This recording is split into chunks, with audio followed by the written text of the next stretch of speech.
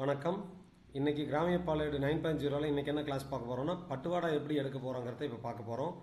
ரொம்ப சிம்பிள். இதில் என்ன கொள்முதல் பதிவேடுகள்ங்கிற மெனுவில் பட்டுவாடா பதிவேடுக்குள்ளே வந்துடலாம். இது 7 நாள் பட்டுவாடா, 10 நாள் பட்டுவாடா, 15 நாள், 1 மாதம், 4 நாள், 7 நாள், 9 நாள், 13 நாள், எப்படி வேணாலும் நம்ம எடுத்துக்கலாம். எந்த தேதியிலேருந்து எந்த தேதி வரைக்கும் நீங்கள் கொடுக்குறோமோ அந்த தேதிக்குரிய பட்டுவாடாவை நம்ம சாஃப்ட்வேர் கொடுத்துரும். இதில் உங்களுக்கு பார்த்தீங்கன்னா முதல்ல கையெழுத்து வாங்குற பட்டுவாடா எப்படி எடுக்கிறதுன்னு சொல்லிடுறேன். இது உள்ள வந்தோன்னா தேதி ஆட்டோமேட்டிக்காக வந்து நின்றுக்கும். 1/1 to 15 வந்து நின்றுக்கும். இல்லை ஆள்னு கிளிக் பண்ணால் எல்லா சப் சென்டரும் எடுத்துகிட்டு வந்துடும். இதுக்கு முன்னால் இந்த பக்கம் பார்த்தீங்கன்னா அந்த பட்டுவாடா எப்படி ரவுண்ட் ஆஃப் ஆகணும்னு இருக்குது. 10 பைசா, 1 ரூபா, 50 பைசா எப்படி வேணுமோ அதை ரவுண்ட் ஆஃப் பண்ணிக்கலாம். பண்ணிவிட்டு என்ன பண்ணலாம், இந்த இடத்துல நீங்கள் இங்கெல்லாம் இருக்கிறது அப்படியே இருக்கட்டும். கீழே ஜென்ரேட் மட்டும் கொடுத்துருங்க. இந்த பீரியட் 1/1 to 15/1க்குரிய பீரியடுக்குரிய பட்டுவாடா ரெடி ஆயிரும். இதில் இந்த கட்டம் வருது இல்லையா, இதில் வந்து ஃபஸ்ட்டு ஒரு 4-5 கட்டத்தில் இதில் வந்து என்ன பார்த்தீங்கன்னா முதல்ல 6 கட்டத்தில் 0ன்னு வந்ததுன்னா நம்ம போட்ட கொள்முதல் பட்டுவாடா பிடித்தம் இதெல்லாம் கரெக்டுன்னு அர்த்தம். இது எல்லாமே 0ன்னு வந்தால் மட்டும்தான் நம்ம பட்டுவாடா கரெக்டு பட்டுவாடா எடுக்கணும். இதில் ஏதாவது அமௌண்ட் மாறுதானா ஏதாவது சேஞ்சஸ் இருந்துச்சுன்னா நீங்கள் பட்டுவாடா எடுக்காதீங்க. அது என்ன ரீசன் நான் சொல்லிடுறேன். இப்போ இந்த கட்டத்தில் பார்த்தீங்கன்னா மொத்த கொள்முதலில் எத்தனை பேர் ஊற்றிருக்காங்க உறுப்பினர் பார்த்தீங்கன்னா 83 பேர் ஊற்றிருக்காங்க. பட்டுவாடாவில் அதே 83 பேர் வர்றாங்க.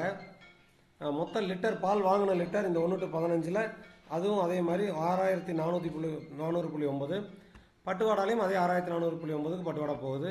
மொத்த கொள்முதல் தொகை 2,17,515.80. பட்டுவாடாவும் அதே அளவுக்கு வரும். ஸோ இந்த மூணும் கரெக்டு, எந்த பிரச்சனையும் இல்லை. இப்போ கொள்முதலும் பட்டுவாடாவும் பக்காவாக டேலி. இங்கே டேலினாலே GL R&D வரைக்கும் எல்லாமே டேலி ஆயிரும், உங்களுக்கே தெரியும். ஸோ இந்த மூணும் கரெக்டு, பக்கா. அடுத்து முன்னிலுவை எதுவும் இல்லை. மொத்த பிடித்தம்னு இருக்குது. மொத்த பிடித்தம் என்னென்னா 29,958 ரூபா பிடிச்சிருக்கோம். ஆனால் பட்டுவாடாவில் போகிற பிடித்தம் மொத்தம்னா 29,957 ரூபா. அந்த 1 ரூபா வந்து ஏதோ எக்ஸ்ட்ரா பிடிச்சிருக்கோன்னு சொல்லுது. பட்டுவாடாவில் வராதவங்க யாருக்கோ 1 ரூபா பிடிச்சிருக்கோம், அதனால் இங்கே வருது.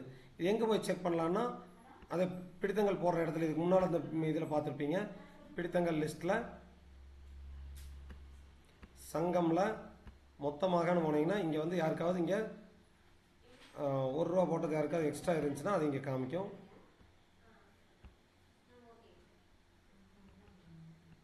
அது எங்கே போய் எடுப்போம்னா ஜெனரேட்டுங்கிற இந்த பட்டன் கிளிக் பண்ணுங்கள். கையொப்பம் இல்லாமல் கொடுத்துருங்க, ஆள்னு கொடுத்துருங்க, பதிவேடு அச்சடிக்கைன்னு கொடுத்தீங்கன்னா ஆட்டோமேட்டிக்காக என்னாகும், இந்த பீரியடுக்குரிய பட்டுவாடா தொகை மொத்தமும் இங்கே வந்துடும். இதில் இங்கே பாருங்கள் மைனஸ்லலாம் வருது பார்த்தீங்களா.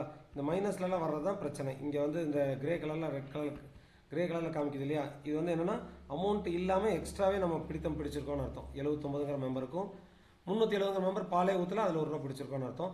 ஆக்சுவலி அண்ணா நலநிதி பொறுத்தவரை நம்ம போடுற மெத்தடில் நான் சொல்லி தந்த மெத்தடில் போட்டிங்கன்னா இங்கே கிளிக் பண்ணிவிட்டு எது வேணுமோ அதை போட்டுட்டு இந்த பதியன்னு கிளிக் பண்ணிங்கன்னா ஆட்டோமேட்டிக்காக அது யார் பால் ஊற்றுறாங்களோ அவங்களுக்கு மட்டும் பதியும். இது ஆல்ரெடி நான் இந்த சொன்ன மெத்தடில் போட்டிருக்கணும். இது வேறு ஏதோ இதில் போட்டதுனால இந்த மாதிரி வருது.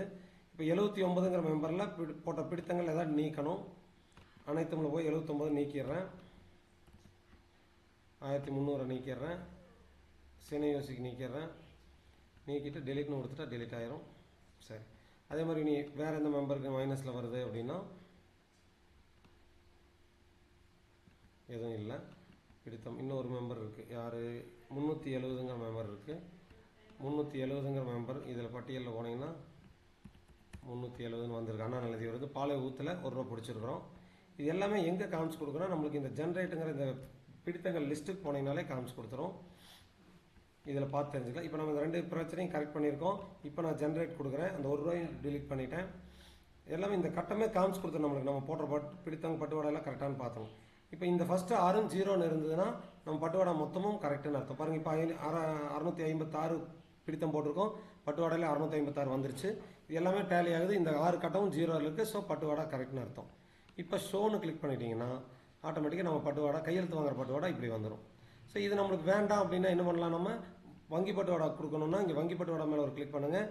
நமது வங்கின்னு கிளிக் பண்ணால் நம்ம பேங்க் IOB பேங்க் அதெல்லாம் செலக்ட் ஆகிருக்கும். பிற வங்கின்னு கொடுத்தா நம்ம IOB தவிர மிச்சம் இருக்கிற வங்கியெல்லாம் பிற வங்கி செலக்ட் ஆகிக்கும். இதுகளை கூட நீங்கள் டிக் போட்டிருக்க வேண்டியதில்லை. நம்ம பேங்க் அப்படின்னா நம்ம நெஃப்ட் சார்ஜ் வராத நம்மளுடைய சொந்த அக்கௌண்ட் இருக்கிற பேங்க்கு, நம்ம சங்கத்தினுடைய அக்கௌண்ட் இருக்கிற பேங்க் நம்ம பேங்க்கு. அதுபோக மிச்ச பேங்க்கெல்லாம் இதர வங்கி எப்படி வேணுமோ நம்ம செலக்ட் பண்ணிக்கலாம்.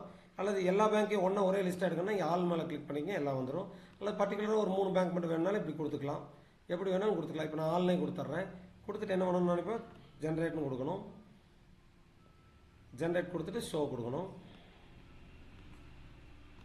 ஸோ வங்கி பட்டுவாடா தயார். இப்படி நோ எரர்னு வந்துச்சுன்னா ஆக்சுவலி அது எரர் இல்லை. சிஸ்டத்தில் உள்ள ஏதாவது அந்த டம்ப் ஃபைல்ஸ் எல்லாம் இருந்துச்சுன்னா அந்த மாதிரி வரும். மறுபடியும் ஒருக்கா வெளியே போயிட்டு ஷோன்னு கிளிக் உள்ளே வந்தீங்கன்னா இந்த மாதிரி வந்துடும். இப்போ இதை பொறுத்தளவு என்னென்னா